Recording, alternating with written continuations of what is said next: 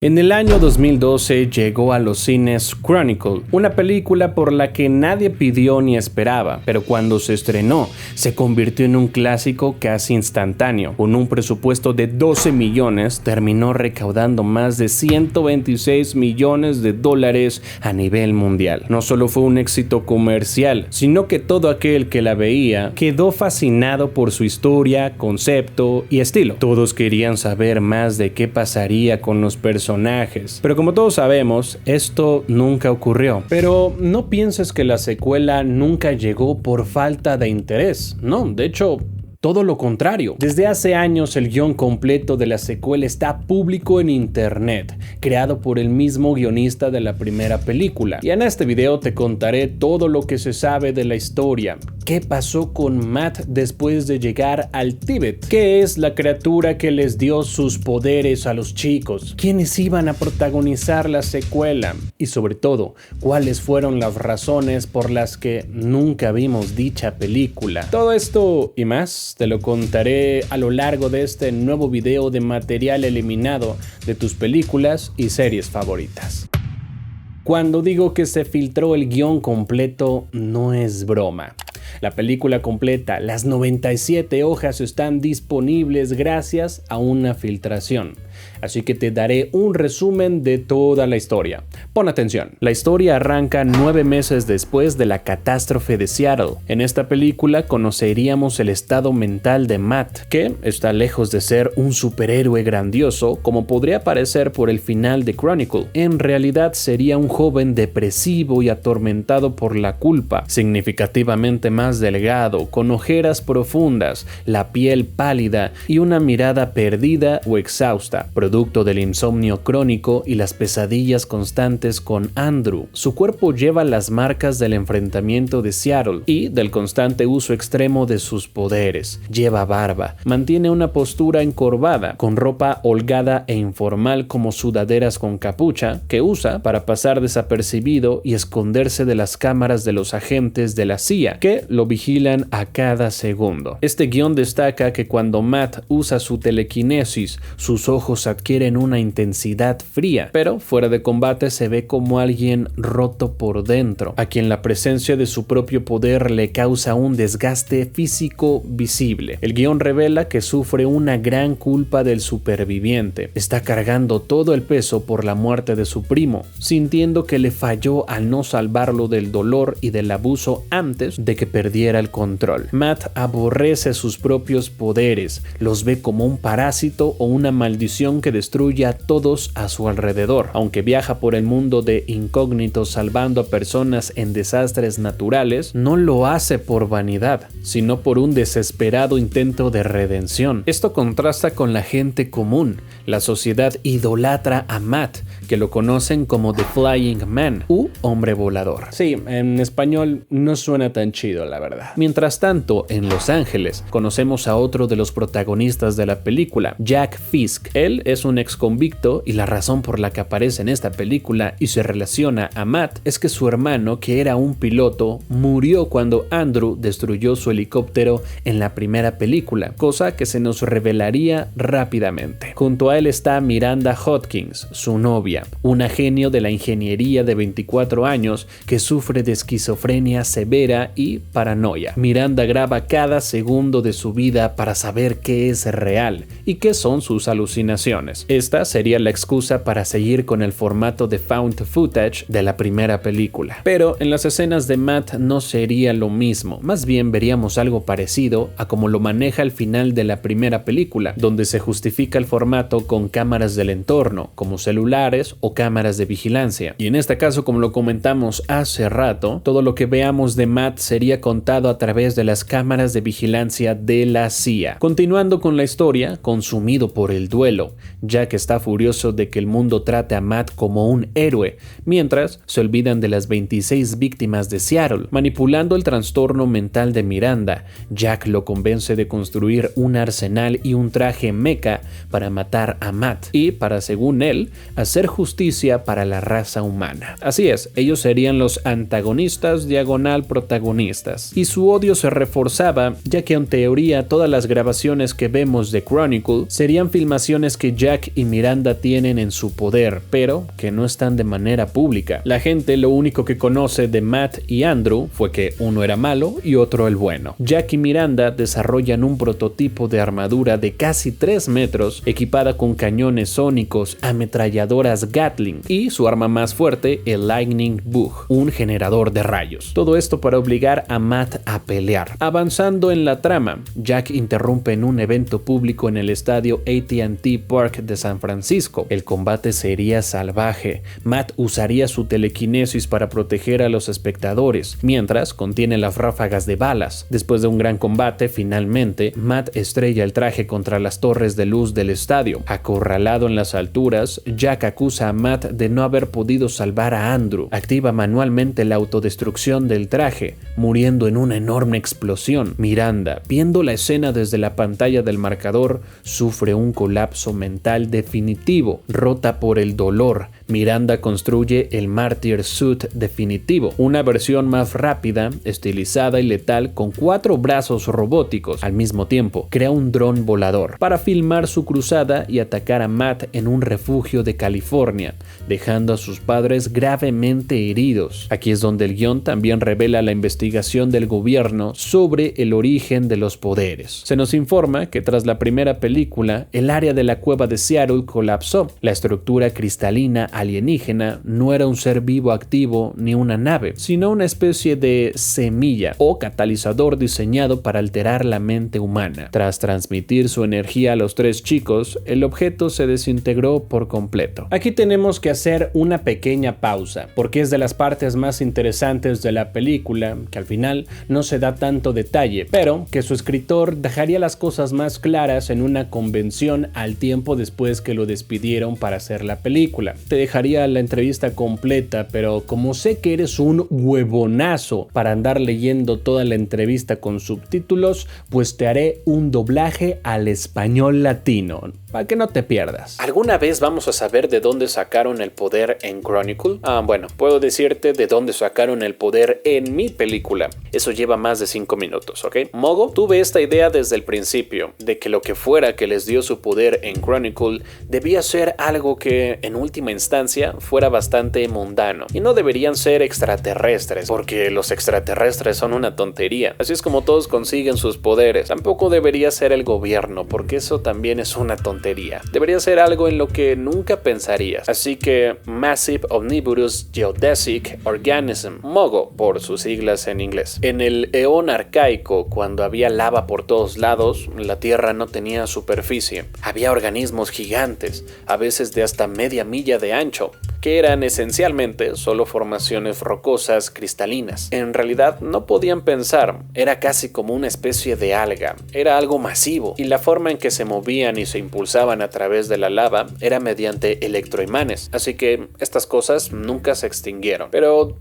durante el eón arcaico encontramos restos de ellos a lo largo de los años, pero no podemos identificar qué son. Parecían formaciones rocosas, había algunos vivos, a menos de que los tomes y los diseques. Estas cosas, a medida que se formaba la corteza terrestre, fueron desplazándose cada vez más y más profundo, más y más cerca del núcleo de la Tierra, del cual no sabemos casi nada. Así que hay cientos de...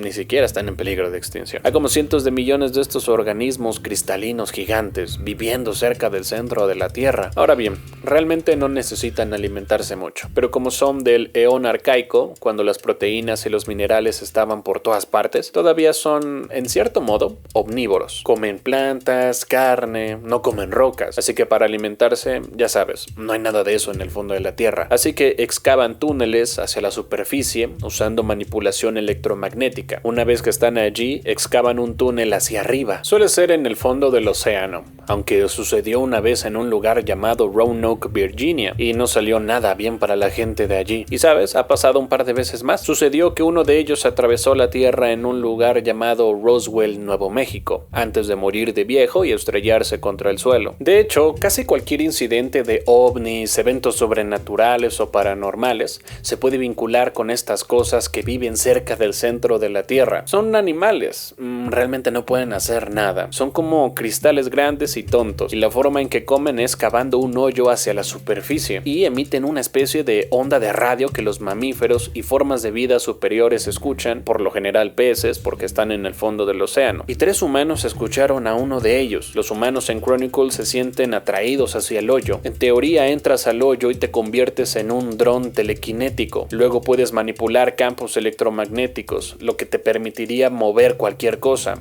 aunque causaría un esfuerzo intenso en tu cerebro, con sangrados nasales. Pero eres esencialmente un dron, y tu trabajo es ir y recolectar comida, y estás conectado con los otros drones. En teoría esto debería pasar, excepto que el de Chronicle era muy viejo y estaba muy enfermo y murió durante el proceso de creación del dron, lo que dio como consecuencia que 3 chicos terminaran con telequinesis, quienes simplemente deberían haber sido absorbidos por esta cosa al final de su periodo de alimentación y terminaron con telequinesis, y las cosas salieron bastante mal para ellos y nunca nos enteramos de esto. No nos enteraríamos de esto en Chronicle 2, aunque lo veríamos todo desenterrado, pero en mi fanfiction para mi propia creación en Chronicle 3 aparece otro de ellos y atrapa a todo un pueblo de personas, excepto que si todo un pueblo de personas fueran drones, ahora ya ha salido Guerra Mundial Z, así que ya no es tan genial, pero ¿te imaginas un enjambre de humanos voladores, zombies voladores? Era en cierto modo la idea de que Matt en la tercera película tendría que lidiar con que otra de estas cosas saliera a la superficie. De hecho sería la que mató a la de la primera película.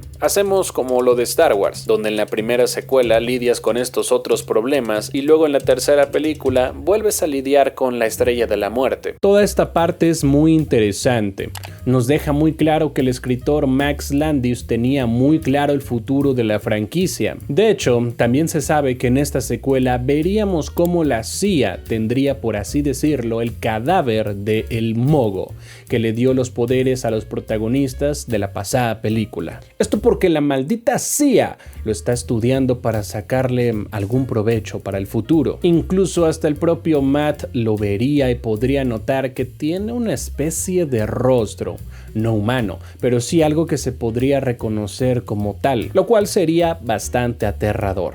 Lamentablemente no tenemos ni una muestra o un arte conceptual o algo así que nos ayude a tener una idea más clara de cómo sería. Continuando con la historia, los científicos de la CIA le muestran a Matt que su poder está cambiando su cerebro a nivel celular y cuántico. Este dato sería más importante en el futuro. Después se revela que la inteligencia militar sabía desde hace 6 meses que Miranda estaba construyendo el mecha. El gobierno permitió el ataque a propósito para que ella perfeccionara la tecnología, con la intención de robársela y crear un disuasivo militar, capaz de matar a Matt si algún día se rebelaba. Furioso al descubrir que el gobierno arriesgó la vida de su familia para crear un arma contra él, Matt se da cuenta que la autoridad es tan destructiva como la locura de Andrew, así que decide desertar y volar a Los Ángeles para encarar a Miranda. El enfrentamiento final ocurre en el muelle de Santa Mónica. Miranda acorrala a Matt usando sus ataques sónicos que lo hacen sangrar violentamente. Con sus últimas fuerzas, Matt provoca un cortocircuito en las armas del traje usando agua de mar y su fuerza telequinética. Arranca la noria del muelle de Ferris Wheel para aplastar la armadura, destruyéndola pieza por pieza hasta extraer a Miranda. Lleno de ira por todo lo que ha sufrido, Matt golpea brutalmente a Miranda contra un muro, dejándola moribunda. Pero al verla desangrarse y escuchar sus débiles disculpas, Matt tiene una revelación. Si la mata, se convertirá exactamente en el monstruo que destruyó a Andrew. En el momento cumbre de su personaje, Matt transforma su poder. Por primera vez no usa la telequinesis para aplastar o destruir, sino que la enfoca a escala celular para regenerar los tejidos de Miranda y salvarle la vida. Ante los ojos atónitos de la prensa y docenas de testigos, abrumado porque el mundo entero ha presenciado el alcance de sus habilidades y sabiendo que jamás podrá llevar una vida normal, Matt se despide del agente aliado y desaparece volando hacia la inmensidad del océano Pacífico. En la escena final, Miranda está encarcelada en un complejo gubernamental de máxima seguridad. Ya medicada y lúcida, reflexiona frente al agente de la CIA aliado de Matt y reconoce que ella y Jack eran los verdaderos villanos, y concluye que Matt es el verdadero héroe, un héroe condenado a estar solo como ella, pero que regresará cuando la humanidad lo necesite. Ahí estaría el porqué de que esta película se llame Mártir y no Chronicle 2. Y es que el guión explora el concepto de mártir desde tres perspectivas trágicas. El falso martirio de Jack y Miranda. Ellos se perciben como héroes trágicos que deben sacrificarse para liberar a la Tierra de la amenaza de los superhumanos. Sin embargo, su supuesto martirio no era más que egoísmo, odio reprimido y dolor no procesado que terminó destruyendo vidas de inocentes. El otro mártir sería Andrew como víctima del sistema. Matt entiende que Andrew fue el mártir involuntario de un entorno abusivo y un poder que la mente humana no estaba lista para contener. Y el último mártir sería Matt. El arco de Matt concluye al aceptar que su verdadero sacrificio no es morir en batalla, sino renunciar a su propia humanidad y felicidad. Debe ser un mártir solitario,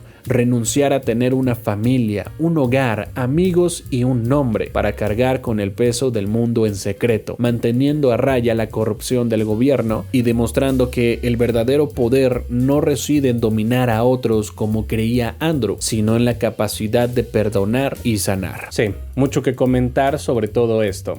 A mí en lo personal no me desagrada del todo este guión. Sí, digo, sería algo diferente a la primera, pero al menos a mí se me hizo interesante todo esto. Obviamente quizá esto va más relacionado con la mística de una película que no se hizo. Quizá si hubiera visto esto en la pantalla hubiera dicho que es una mamada de película, ¿no? Y que arruinaron Chronicle o un comentario todo virgin. Y eso pasó con muchas personas que leyeron este guión.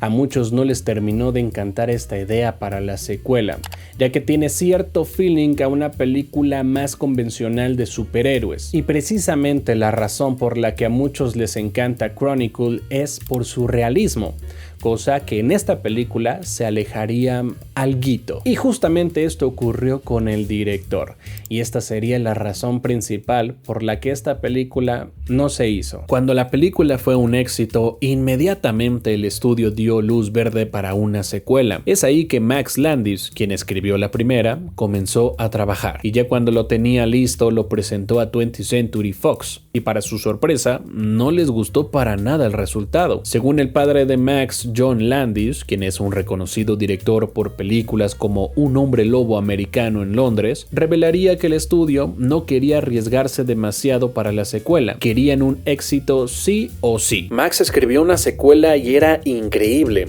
El estudio la leyó y dijo: "Queremos Chronicle otra vez". Y él respondió: "No, esta es la secuela, es la evolución". Y ellos volvieron a decir: "No, queremos esa misma película otra vez". Sí, así de difícil es este negocio. Una tristeza. Pero es que así son los grandes estudios. Solo les interesa generar más y más para imprimir billetes. Exactamente igual que yo. Si quieres conocer los mejores análisis de lo que rodea al mundo del cine, suscríbete a mi canal, Sal de la Sala. Y si quieres conocer las noticias más relevantes del mundo del entretenimiento, cine, televisión, videojuegos, redes sociales, de todo, checa mi otro canal, Hace unos días. Y sígueme en mi gram, como le dicen los chavos, donde aviso cuando se suben videos en todos mis canales y que también les comparto de vez en cuando buenos memardos. Continuando con el drama de Chronicle. Ya tener en contra todo un estudio era complicado, pero todo empeoró aún más cuando el director Josh Trank tampoco quería hacer una segunda película. Resulta que a Josh tampoco le gustó el guión de Max. Además, que él ya creía que era una película perfecta, y el hecho de sacar una secuela hubiera sido para él algo que podría arruinar la percepción que la gente tenía de ella. No solo eso, sino que Max reveló que también tenía intención que Chronicle fuera tan solo el inicio de todo un universo cinematográfico. Imagínate cuando Josh se enteró de esto, se quería arrancar los cabellos, cabrón. Me da pena no haber podido hacer alguna de mis otras versiones. Mi idea de un universo cinematográfico de superhéroes en found footage, de bajo presupuesto y basado en Chronicle, que culminaría en un gran evento estilo Avengers, era realmente buena. Esto como experimento pues hubiera sido interesante, pero para Josh le pareció algo repugnante que su película se transformara en un producto hecho en masa. Algo hipócrita si me lo preguntan, porque justo en esta época Josh estaba ocupado trabajando en la película de los Cuatro Fantásticos, y pues creo que ya todos sabemos cómo salió ese caso. Tiempo después, Josh declaró no solo su disgusto por la película, sino que también confesó hacer un complot contra ella. Hice todo lo que estuvo en mi mano para frenar y sabotear la secuela de Chronicle. No quería que se hiciera. Esa película fue una experiencia muy personal para mí y sentía que terminar la historia de esa forma era lo correcto. No quería ver una franquicia de esto. Qué curiosa es la vida, que al final, por su fracaso en Los Cuatro Fantásticos, lo despidieron de 20th Century Fox y al final no logró hacer gran cosa después con su carrera. Ahora, ya te conté cómo pudo ser la versión oficial de la secuela. Y si recuerdas, te dije que 20th Century Fox quería hacer una secuela que fuera idéntica a la primera. Y si tú eres fan de esta película y estás ahí atento a todas las noticias, sabrás que hace unos años sí se estaba planeando seguir con la producción de esta secuela. Pues hay poca información de esta otra posible segunda parte.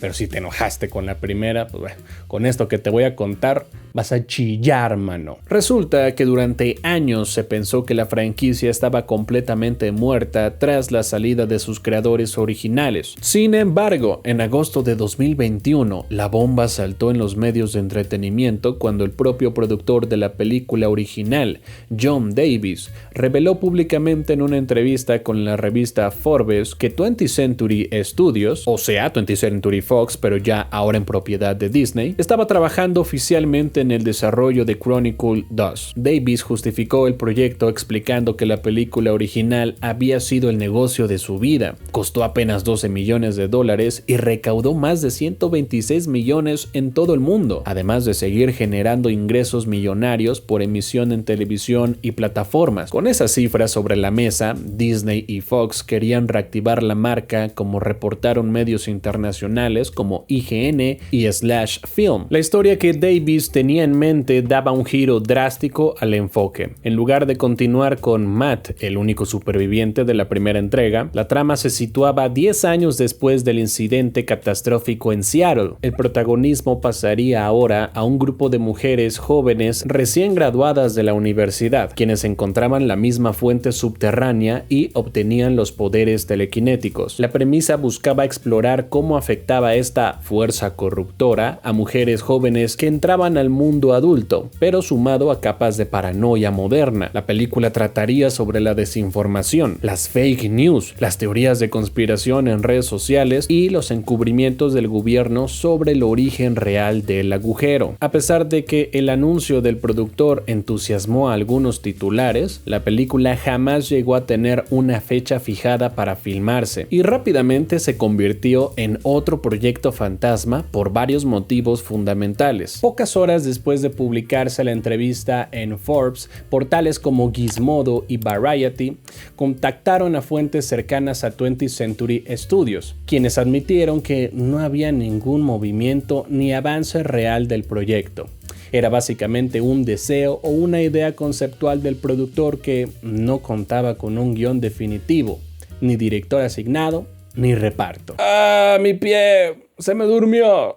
Como ya lo comentamos, el director Josh llegó a declarar abiertamente años atrás que hacer una secuela de Chronicle era su peor pesadilla y que haría lo posible por bloquearla. Pero ese no era el único impedimento. Resulta que el guionista Max Landis había sido vetado de Hollywood tras serias acusaciones en su contra por andar de cochino. Así que la película y su secuela se quedaron sin esas dos mentes que ayudaron a crear Chronicle. Sería que con la reestructuración de proyectos de 20th Century Studios, tras la compra por parte de Disney, las secuelas de mediano presupuesto que no pertenecían a sagas gigantescas como Marvel o Avatar quedaron relegadas al último lugar de prioridades. Al final, la idea de ver este nuevo grupo de chicas con telequinesis enfrentándose al gobierno y a las noticias falsas quedó atrapada en el limbo de Hollywood. Y el proyecto fue guardado en un cajón sin llegar a preproducirse ni a rodar un solo segundo de metraje. Y así quedamos hasta el día de hoy.